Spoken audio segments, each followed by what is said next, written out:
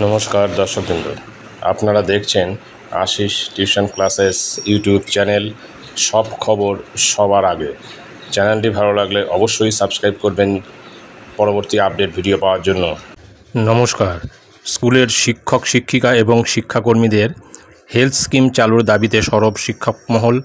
সাম্প্রতিক প্রকাশিত এই প্রতিবেদনটি আমরা বিস্তারিত জেনে নেব। ওয়েস্ট বেঙ্গল হেলথ স্কিম থেকে বঞ্চিত রাজ্যের স্কুল শিক্ষক এবং শিক্ষাকর্মীরা, যা নিয়ে ক্ষোভের সৃষ্টি হচ্ছে শিক্ষক মহলে। রাজ্য সরকারি কর্মী, কলেজ ও বিশ্ববিদ্যালয় শিক্ষক, সর্বোপরি পঞ্চায়েত কর্মীদেরও এই স্কিমের আওতায় আনা হয়েছে অবিলম্বে। হেলথ স্কিম সকল স্কুল শিক্ষক শিক্ষিকা এবং শিক্ষাকর্মীদের জন্য চালু হোক, এই দাবিতে সরব হতে শুরু করেছে শিক্ষক সংগঠনগুলি। দীর্ঘদিন ধরে শিক্ষক মহলের একাংশ এবং শিক্ষক সংগঠনগুলির তরফ থেকে দাবি করা হচ্ছে, বিদ্যালয় স্তরে শিক্ষক শিক্ষিকা এবং শিক্ষাকর্মীদের পশ্চিমবঙ্গ হেলথ স্কিমের আওতায় আনা হোক।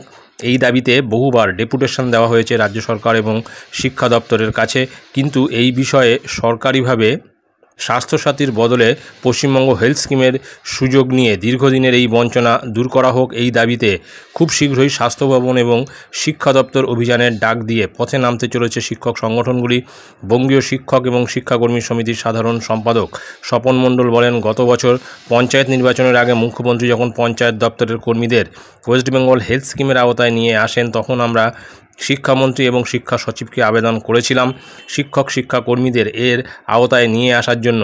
ফাইল মুভ করছিল, কিন্তু জানি না কী রহস্যজনক কারণে এখনও বিষয়টা আটকে আছে।